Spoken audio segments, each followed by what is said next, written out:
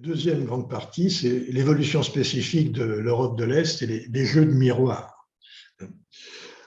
Alors, le premier point, c'est ce qu'avait dit Krastev, finalement, ce sont les migrations de 2015 qui sont à l'origine de la divergence entre l'Est et l'Ouest, ce clivage qui a commencé d'apparaître à ce moment-là. Alors, tout d'abord, on pourrait constater que les pays d'Europe centrale et orientale ont accepté des migrants, notamment des Ukrainiens.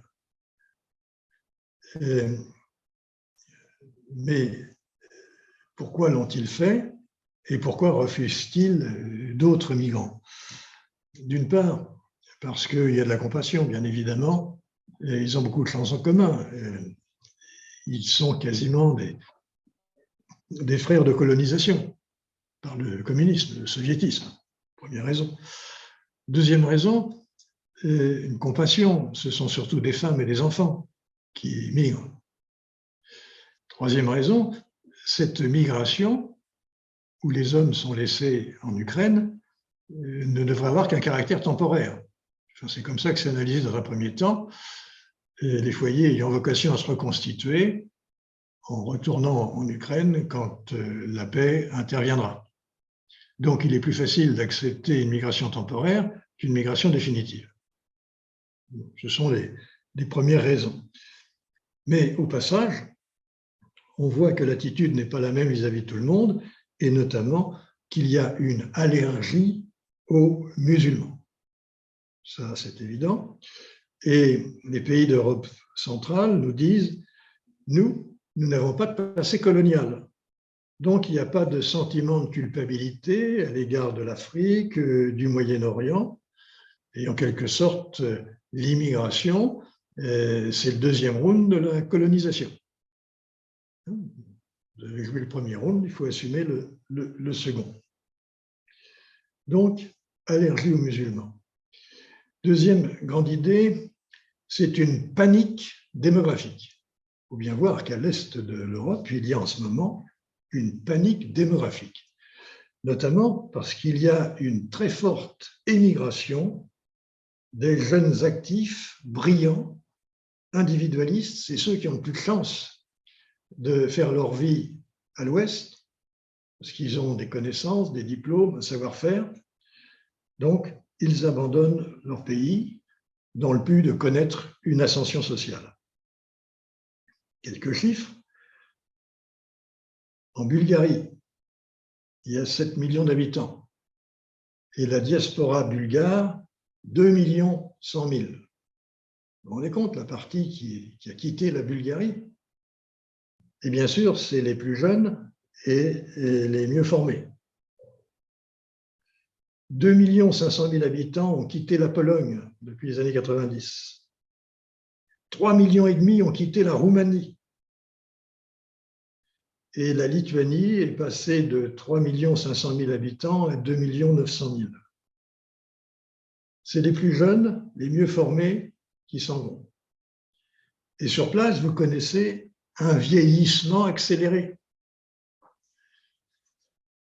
Vieillissement accéléré, notamment dû à la libre circulation consécutive à l'intégration de l'Union européenne. Et on voit qu'une immigration serait peut-être souhaitable pour sauver l'équilibre de l'État-providence.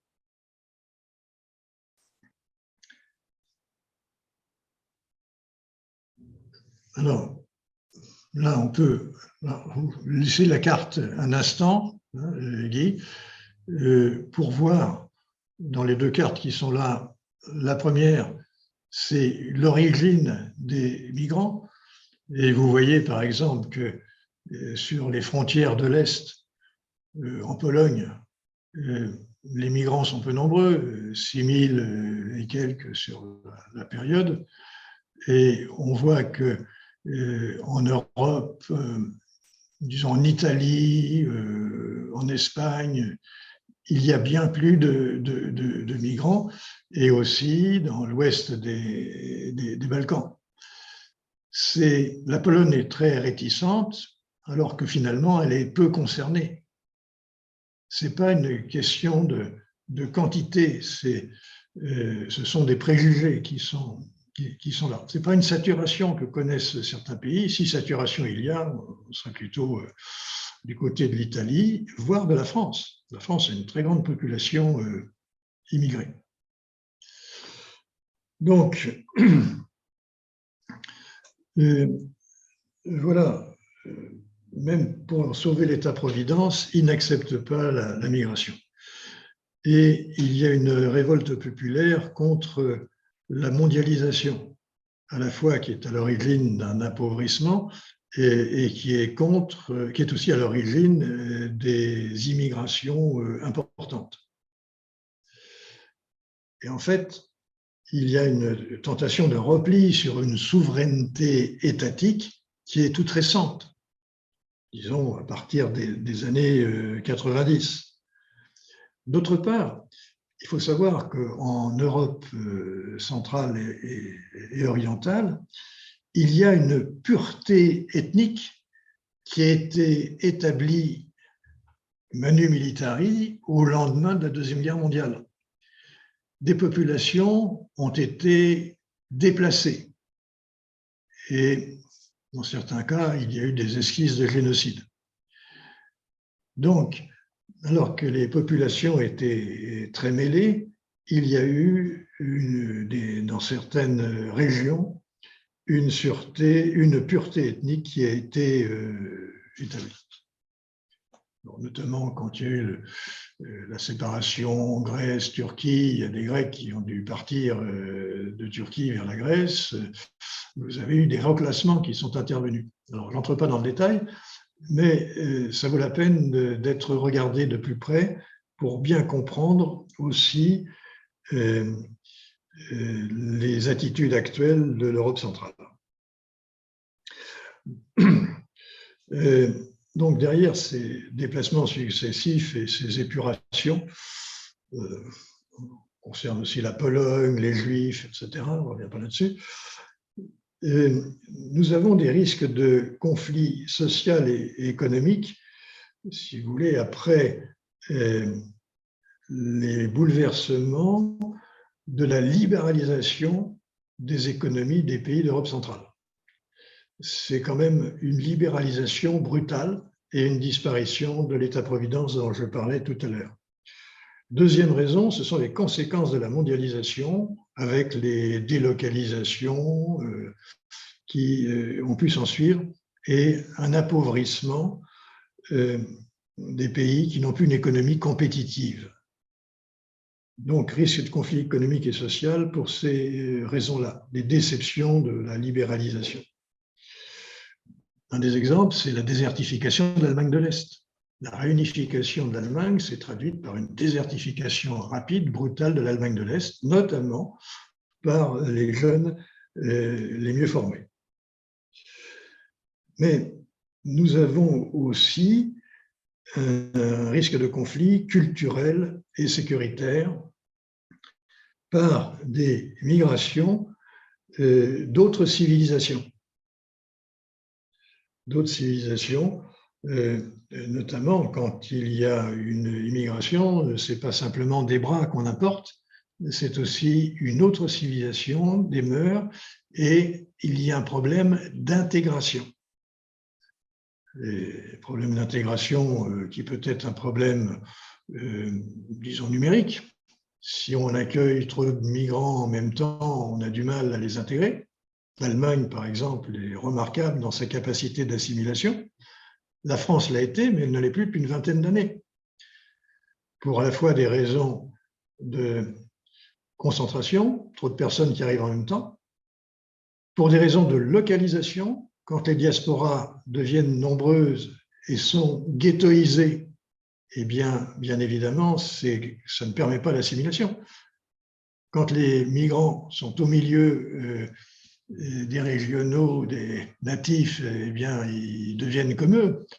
Ils ont tendance à s'assimiler. Quand ils restent entre eux, avec en plus les télévisions qui permettent de suivre ce qui se passe dans le pays, on ne coupe plus le cordon ombilical. Donc, ils pratiquent toujours leur langue, leur religion, leurs mœurs. Puis vous avez encore une autre raison, c'est qu'il y a des nouveaux philosophes, des nouveaux sociologues, en général plutôt de gauche, qui disent, comme Erdogan, l'assimilation est un crime contre l'humanité. Erdogan est venu de dire ça en France. L'assimilation est un crime contre l'humanité. Autrement dit, vous devez accueillir les migrants, mais en respectant leur spécificité, leur civilisation, leur langage, etc., et ne pas chercher à les assimiler. Autrement dit, on prépare, vous voyez ce qui risque de se passer demain, c'est-à-dire on aura du mal à faire société avec des gens qui ne veulent pas du tout s'assimiler, conservent leurs mœurs, ils conservent leur costume et éventuellement ils inventent le burkini, au cas où ça n'aurait pas suffi. Donc, il faut faire attention dans ces prises de position. Eh bien, plutôt que d'alimenter la paix et l'intégration et l'assimilation, on est en train d'alimenter une crise sociale et citoyenne pour demain.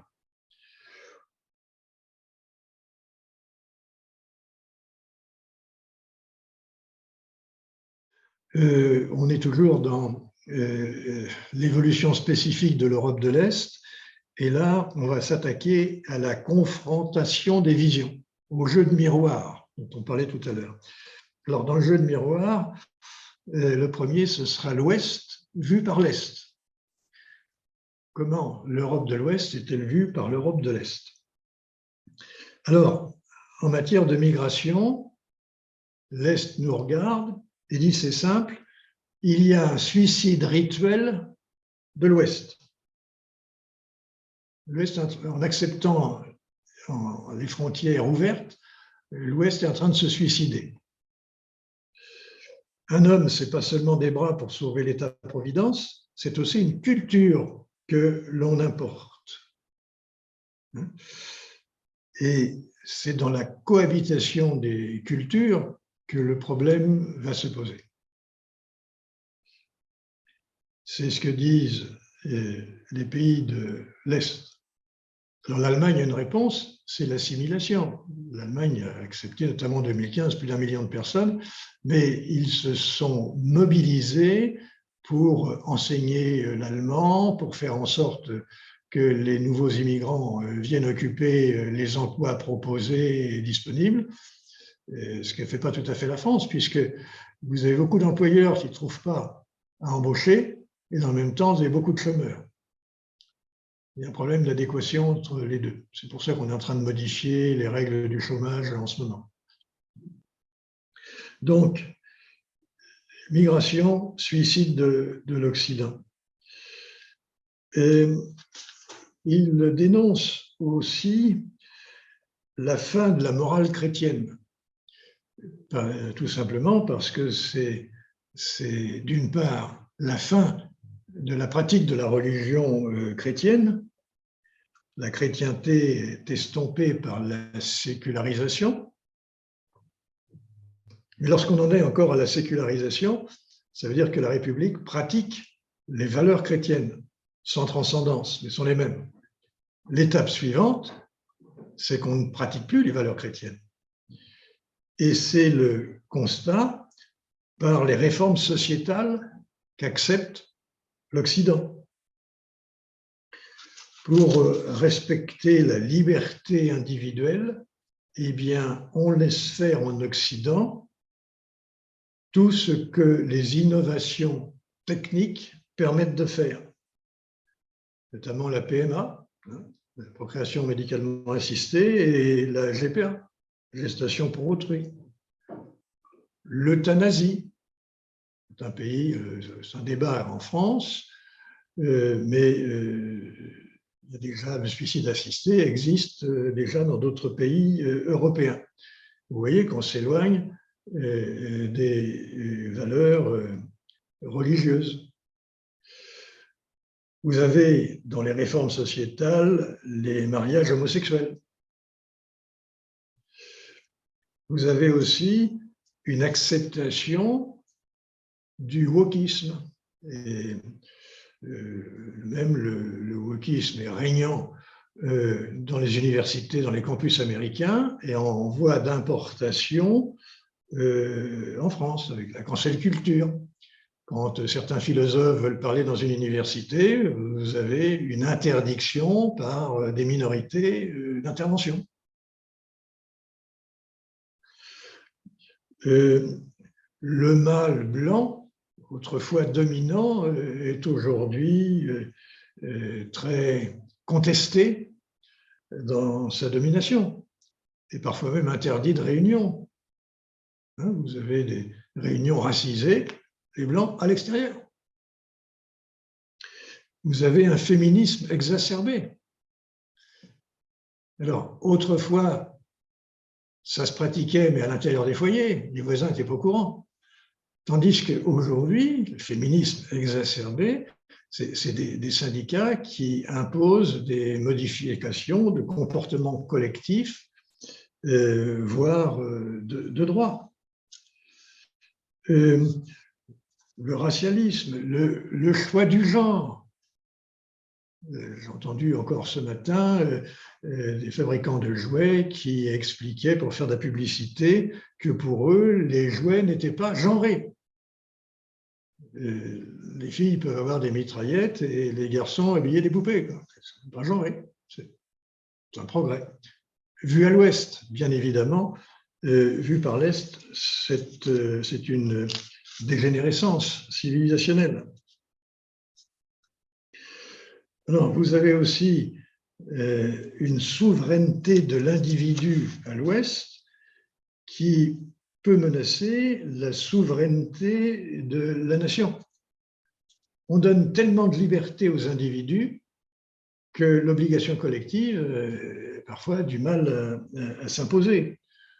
Disons d'une façon générale, à l'Ouest, l'individualisme menace le holisme. Le holisme, c'est le lien de la société, ce qui fait qu'on fait société. Il suffit de prendre la route et vous le voyez bien, vous voyez les changements de direction non signalés, ça va de soi. Vous vous promenez innocemment sur un trottoir, vous êtes bousculé par une trottinette qui roule un peu vite sans prévenir. Bon. Autrement dit, les règles de vie collective ne sont plus du tout respectées. L'individualisme est en train de grignoter le lien citoyen, le lien social, le lien collectif. Ça, c'est vu par l'Est. Comme il continue de regarder, il conteste le refus de toute guerre à l'Ouest, la fin de l'histoire. La fin de l'histoire, il faut encaisser les dividendes de la paix, disait Fabius. Encaisser les dividendes de la paix jusqu'à l'Ukraine. Il conteste aussi la société de marché. Société de marché, c'est la mondialisation non régulée qui détruit les plus faibles, les perdants de la mondialisation. Et les perdants sont les plus nombreux. Ça, c'est un problème. Vous avez aussi des déceptions idéologiques. Dieu a disparu de l'Occident. Les nations, quasiment aussi. Et la révolution a disparu avec le communisme. Alors que dans l'Est, les religions ont encore leur part et l'attachement à la nation dont l'indépendance est toute récente, dans certains cas, les années 90, eh bien, ils en sont à la lune de miel, ils ne sont pas encore à la phase du divorce. Vous avez le cosmopolitisme qui est admis et préconisé par les élites occidentales, ce qui n'est pas le cas à ce niveau dans les pays de l'Est. Et ils disent que le multiculturalisme, qui est un principe moral en Occident, pour respecter les autres cultures au-delà de la sienne, ils disent que c'est un déni de soi préjudiciable, puisqu'on n'est pas capable de persévérer dans son être, dans sa civilisation. dans son rôle de citoyen d'une nation. Et ils nous disent que l'Occident croit sa culture indestructible, l'Occident se croit assuré de son avenir, et l'Occident se croit indestructible par ignorance de la possibilité de sa perte. Valéry avait dit, nous autres civilisations savons que nous sommes mortels, l'Occident ne le sait pas. Et de ce fait, l'Occident provoque à l'Est un étonnement face à cette décadence, qu'ils estiment une décadence, et un rejet. Ils ne veulent pas nous ressembler. Donc, voilà, première différence. Alors, est-ce que vous avez des choses à rajouter dans l'Occident vu par l'Orient, à l'intérieur de l'Union européenne? Bon, eh bien, sinon, on va passer à l'Ouest, vu par l'Ouest. Alors, effectivement, c'est un petit peu plus agréable. Mais l'Ouest est dominé par deux sentiments majeurs, l'euphorie et la repentance. Alors, l'euphorie, il serait temps quand même qu'on arrive à la fin de la foire aux illusions. L'euphorie, c'est le multiculturalisme, c'est l'avenir. Attention, risque de dissolution des cultures nationales. L'universalisme, c'est tous les hommes sont égaux, c'est la destination universelle des biens de ce monde, dirait l'Église. Donc, il n'y a plus de frontières, il n'y a plus de distinction, il n'y a pas de différence entre un citoyen et un migrant, avec ou sans papier. Le mondialisme, la confiance dans les marchés pour orienter la production mondiale et les échanges, marchés non régulés. Ça, c'est les visions un peu crédules de l'Ouest. La société de marché, c'est la société, c'est les marchés qui structurent la société, les inégalités, etc. Derrière tout ça, vous avez la conception de l'histoire, la fin de l'histoire dont je parlais tout à l'heure, Fukuyama, c'est la démocratie libérale et le marché qui déterminent la structure de nos sociétés. Et l'autre grande idée, c'est la repentance.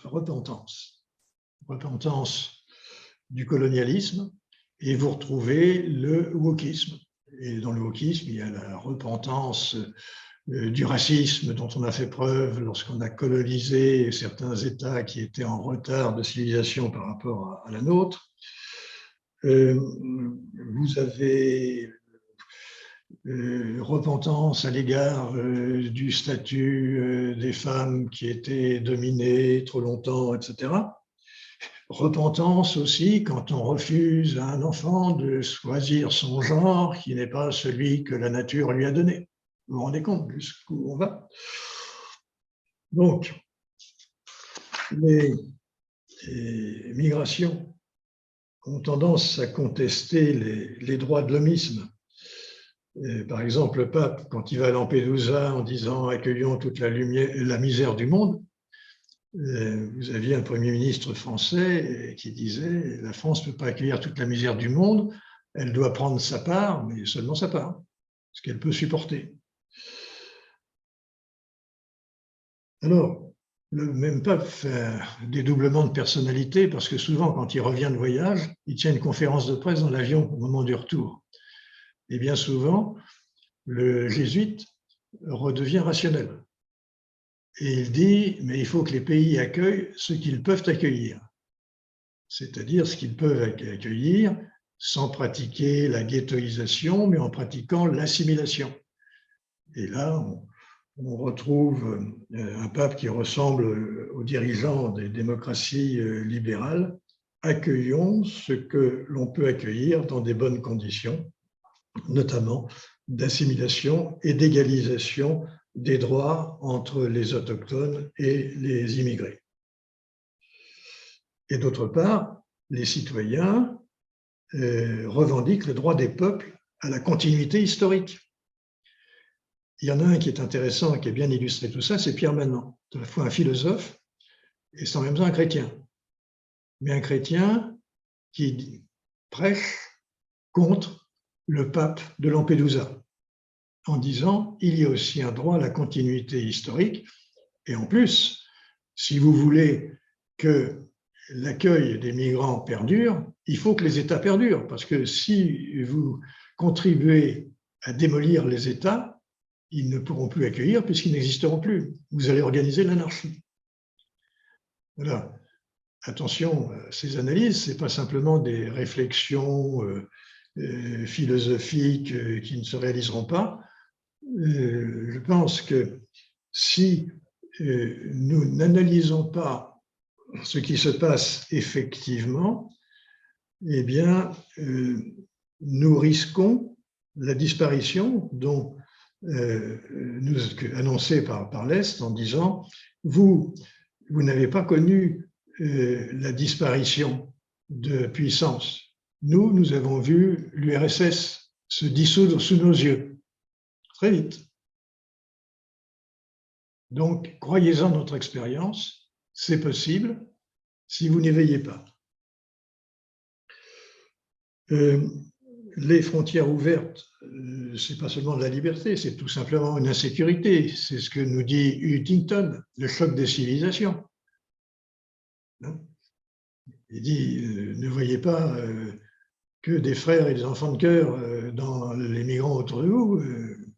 Ce n'est pas du tout les mêmes sociétés, les mêmes croyances, les mêmes idéologies que vous avez en partage. Et tout cela, ce libéralisme, cette repotence, cette euphorie qui ne voit de menace nulle part et du bien partout, eh bien, génère du populisme, comme on l'a vu, le Brexit, la Suède et l'Italie.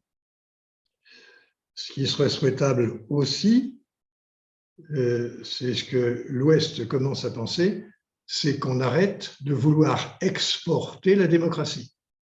On a voulu exporter la démocratie en Irak, et ce que ça donne, en Syrie, et ce que ça donne, en Libye, et ce que ça donne. Autrement dit, tous ces échecs d'exportation de la démocratie manu militari ont provoqué exactement l'inverse de ce que nous souhaitions. Donc, il serait temps d'arrêter. Et de ce fait, si on accumule tout ça, l'Europe n'est plus le modèle du monde. Souvent, l'Europe a été présentée comme le modèle de ce que pourrait être et devrait être la société internationale. C'est-à-dire qu'il n'y a plus de violence, tous les conflits sont résolus d'une façon diplomatique par des instances internationales, politiques ou juridiques, ou bien même par des arbitrages dans le domaine privé. L'Europe était présentée comme ce modèle. Bon. Aujourd'hui, on sait que ce ne sera plus le cas. C'est ce que nous explique la Russie, c'est ce que nous explique l'Iran, c'est ce que nous explique la Chine. Il faut que les Européens mettent fin à leurs rêves et acceptent, comme dirait donc Peggy, de voir ce que l'on voit. Et l'Europe risque de devenir une forteresse pour défendre ses valeurs. Et je pense qu'il est important de faire attention aux éthiques de conviction et aux éthiques de responsabilité. Là encore, c'est une distinction de Max Weber, dont on parlait tout à l'heure. Les éthiques de conviction, c'est de réaliser ce que l'on croit, sa croyance. Le monde dût-il en périr? L'éthique de responsabilité, c'est de dire, voyons les conséquences, anticipons les conséquences de ce que pourraient être les réalisations de nos convictions. Et est-il acceptable? Ces conséquences que l'on anticipe sont-elles acceptables ou pas? Si elles ne le sont pas, il faudrait renoncer aux convictions. Voilà, survol rapide de l'Ouest vu par l'Ouest. Mais vous voyez qu'il est temps de sortir de l'euphorie d'une part et de la repentance d'autre part pour revenir vers une éthique de responsabilité. Je vais m'arrêter sur l'Ouest vu par l'Ouest. Nous sommes dans les jeux de miroir et on pourra reprendre la prochaine fois puisqu'on arrive à la fin du temps imparti.